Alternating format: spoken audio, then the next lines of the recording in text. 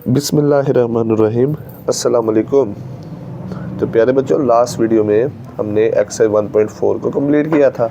आज की इस वीडियो में हम क्लास 10th में न्यू जो सिलेबस है उसके अकॉर्डिंग हम जो यूनिट 1 है ना कॉम्प्लेक्स नंबर, इसके एक्सरसाइज के एमसीक्यूज़ को सोल्व करेंगे। तो वीडियो को स्टार्ट करने से पहले वीडियो के साथ लास्ट तक जुड़े रहिएगा। अगर लास्ट पे वीडियो आपको अच्छी लगे तो अच्छा सा कमेंट लाइक करना ना भूलिएगा। वीडियो को दूसरे दोस्तों के साथ भी शेयर कीजिएगा।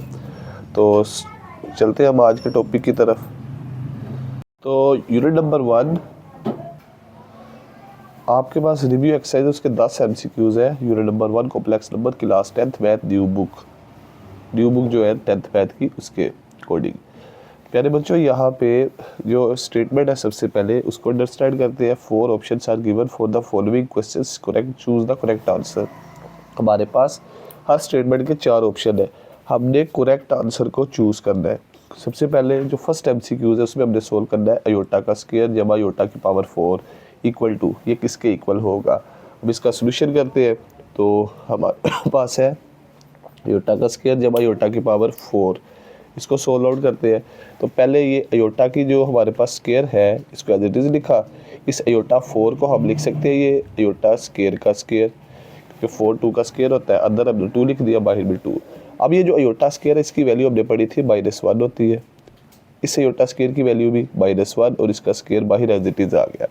तो जब हम माइनस वाली वैल्यू का स्क्वायर ओपन करते हैं, -1 का स्क्वायर क्या होगा +1, ये दोनों कैंसिल आउट, तो आंसर क्या आ जाएगा 0। तो लिहाजा फिर कौन सा ऑप्शन करेक्ट होगा, option number B is correct answer. अब नेक्स्ट 4 ऑप्शन आपने करेक्ट ऑप्शन को चूज़ करना है जो आंसर होगा। अब नंबर 2 है, इसमें कहा जा रहा है real part of 2 - 3 iota 2 + 3 iota. जब हमारे पास कोई कॉम्प्लेक्स नंबर होता है उसमें 2 पार्ट्स होते हैं। एक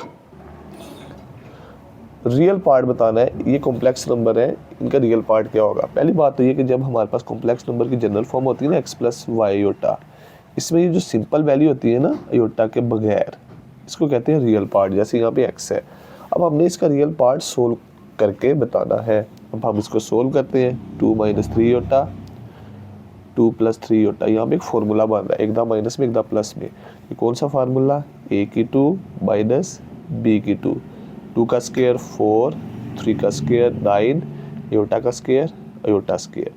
प्यारे बच्चों, ये हमें योटा स्क्वायर की वैल्यू क्या होती है, -1 होती है। ये वाला माइनस, ये वाला माइनस, ये दोनों मल्टीप्लाई होंगे, नेगेटिव नेगेटिव पॉजिटिव, 9 × 1 = 9। 9 में 4 प्लस करेंगे कितना आ जाएगा 13। तो हमारा कौन सा ऑप्शन करेक्ट होगा, तो 13 के साथ योटा नहीं है, तो ऐसा नंबर जिसके साथ योटा ना हो वो कौन सा पार्ट होता है, रियल पार्ट। तो लिहाजा हमारा option number D is correct answer. अब नेक्स्ट है एमसीक्यूज नंबर 3। इसमें पूछा जा रहा है imaginary part of 2 - iota 2 + iota. Again वही चीज़, हमारे पास z = x + योटा y हो, तो यहाँ पे ये सिंपल फॉर्म है। इस x को कहते हैं रियल पार्ट, अयोटा से मल्टीप्लाई हो रहा है y, this is called imaginary part, जो अयोटा से मल्टीप्लाई होता हो। तो इसको भी सोल्व करेंगे सेम। 2 - योटा 2 + योटा, यहाँ पे भी एकदम माइनस में एकदम प्लस में, फॉर्मूला a की 2 माइनस b की 2, 2 का स्क्वायर 4, अयोटा का स्क्वायर -1, ये माइनस प्लस हो जाएगा, 4 + 1 आंसर इज 5। अब प्यारे बच्चों हमारे पास सिंपल 5 है, तो 5 के साथ अयोटा नहीं है। अगर 5 के साथ अयोटा नहीं है तो 5 कौन सा पार्ट है, रियल पार्ट है। लेकिन हमने तो इमेजिनरी पार्ट बताना है, तो यहाँ पे फिर हमारे पास इमेजिनरी पार्ट क्या होगा, इनमें से 0 1 7 9, इमेजिनरी पार्ट कुछ नहीं है, तो ये 5 में कुछ ऐड नहीं हो रहा, तो क्या होगा 0 योटा। तो हमारा इमेजिनरी पार्ट क्या होगा 0। Option number A is correct answer. 4 वाले पे आ जाते हैं। इसमें पूछ रहे हैं x + योटा y, ये कॉम्प्लेक्स नंबर है, will be pure imaginary number if when, हमारे पास कॉम्प्लेक्स नंबर है x + योटा y। अब ये प्योर इमेजिनरी का मतलब ये है कि इसमें रियल पार्ट 0 होना चाहिए। तो हमारे पास प्योर इमेजिनरी ये कब होगा, जब हमारा ये जो रियल पार्ट है यहाँ पे x, इसकी वैल्यू क्या हो जाएगी 0 हो जाएगी। तो फिर हमारे पास जस्ट क्या बचेगा, iota y, this is called pure imaginary number. वो ये पूछ रहा है कि x + iota y will be pure imaginary number when, जब किसकी वैल्यू 0 होगी, x की। ऑप्शन नंबर 4 का डी ऑप्शन करेक्ट होगा। नेक्स्ट में पूछ रहे हैं 5 वाले में, what is additive inverse of complex number. तो प्यारे बच्चों डेफिनेशन थी, जब भी हमने किसी नंबर का कॉम्प्लेक्स नंबर का एडिटिव इनवर्स, किसी भी नंबर का एडिटिव इनवर्स बताना है ना, तो आपने उसको नेगेटिव से मल्टीप्लाई कर देना है, दोनों तरफ नेगेटिव से मल्टीप्लाई। जब नेगेटिव से मल्टीप्लाई करेंगे ना तो उसके साइन चेंज, एक्स पॉजिटिव वाली नेगेटिव में, ये पॉजिटिव भी नेगेटिव में चेंज। अब हमने सेम इसी तरह से इस कॉम्प्लेक्स नंबर का एडिटिव इनवर्स बताना है, तो देखते हैं क्या आंसर होगा। अब ये कॉम्प्लेक्स नंबर है, इसको हमने z का नाम दे दिया 5 - 2 योटा। इसका एडिटिव इनवर्स क्या होगा, इसके शुरू में नेगेटिव से मल्टीप्लाई। अब ये 5 के शुरू में कोई साइन नहीं, प्लस माइनस में चेंज, और ये 2 योटा माइनस का किस में चेंज, प्लस में चेंज। तो फिर हमारा कौन सा ऑप्शन करेक्ट होगा, option number A is correct answer. तो कॉम्प्लेक्स नंबर के एडिटिव इनवर्स में क्या होगा, जो हमारे पास वो नंबर है ना उसके साइन चेंज, 5 के शुरू में प्लस था, माइनस में चेंज, 2 योटा माइनस का प्लस में चेंज, तो ये वो वाला ऑप्शन करेक्ट होगा, जो भी है ये भी जो भी है। अब MCQ नंबर 6 है, इसमें पूछा जा रहा है what is multiplicative inverse of complex number. तो मल्टीप्लिकेटिव इनवर्स फाइंड करने के बड़े फार्मूले हैं, तो हम यहाँ पे जो है जो हमने क्वेश्चंस भी किए हैं, z बराबर है 1 + योटा, तो मल्टीप्लिकेटिव इनवर्स क्या होगा, 1/z बराबर 1/1 + योटा, z प्लस का ऊपर जाके माइनस। तो किसी भी कॉम्प्लेक्स नंबर का जब मल्टीप्लिकेटिव इनवर्स निकालना है ना, उसका दरमियान वाला साइन चेंज, योटा के साथ अगर प्लस है तो किस में चेंज, माइनस में चेंज, 1 - योटा ओवर 1 - योटा, नीचे प्लस है तो माइनस से मल्टीप्लाई भी और डिवाइड भी। अब यहाँ पे हम क्या करेंगे, इसको मल्टीप्लाई करते हैं ऊपर वाली को ऊपर वाली के साथ, 1 - योटा, नीचे एक दफ़ा प्लस में एक दफ़ा माइनस में, कौन सा फार्मूला, a की 2 माइनस b की 2। अब नीचे सोल्व आउट करेंगे, z - 1 बराबर 1 - योटा ओवर 1 का स्क्वायर 1, योटा का स्क्वायर -1। अब इसको आगे सोल्व आउट करेंगे, 1 - iota over minus minus plus, 1 में 1 प्लस करें 2। अब इनको लहदा डिवाइड करते हैं, पहले 1 को 2 से, फिर अयोटा को भी 2 से डिवाइड, अयोटा का क्वेश्चन कुछ नहीं तो 1 होगा। तो हम यहाँ से देखेंगे हमारे पास आंसर बनता है क्या, ये 1/2 - 1/2 अयोटा, तो ये हमारे पास मौजूद है, तो लिहाजा ये option number C is correct answer.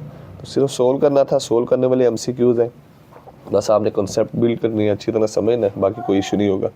z बराबर है 4 - 3 योटा, हमने z बार फाइंड करना है। तो सबसे पहले z तो है, z बार नहीं है, तो z का बार मतलब कॉम्प्लेक्स नंबर का कॉन्जुगेट का बार कैसे आता है, कॉम्प्लेक्स नंबर का कॉन्जुगेट आता है दरमियान वाला साइन चेंज, अयोटा के साथ माइनस है तो वो किस में चेंज, प्लस में। अब हमने फाइंड करना है z बार, z की कीमत है यहाँ पे 4 - 3 अयोटा, z बार है 4 + 3 अयोटा।